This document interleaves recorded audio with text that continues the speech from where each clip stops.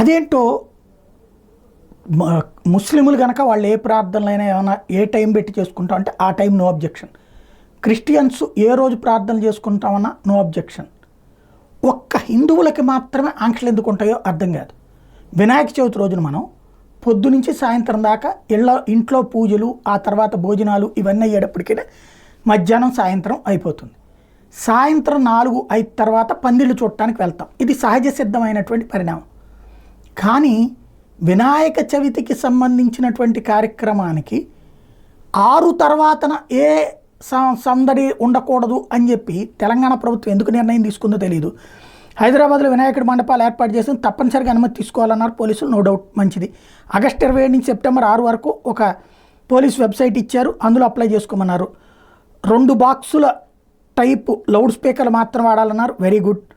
అయితే రాత్రి 10 గంటల నుంచి ఉదయం 6 గంటల వరకు వాటి వినియోగించొద్దు అన్నారు.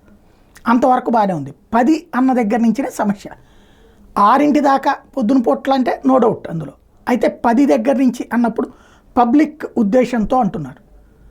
బాగుంది. అయితే ఇది మొదటి రోజు కూడానా? వినాయక చవితి రోజు సాధారణంగా రాత్రి 12-1 గంట దాకా కూడా ఉంటారు. ఆ రోజు వరకు ఎగ్జామ్షన్ ఇస్తే బాగుంటుంది. లేదంటే ప్రజలు వేరేగా ఫీల్ అయ్యే అవకాశం ఉంటుంది.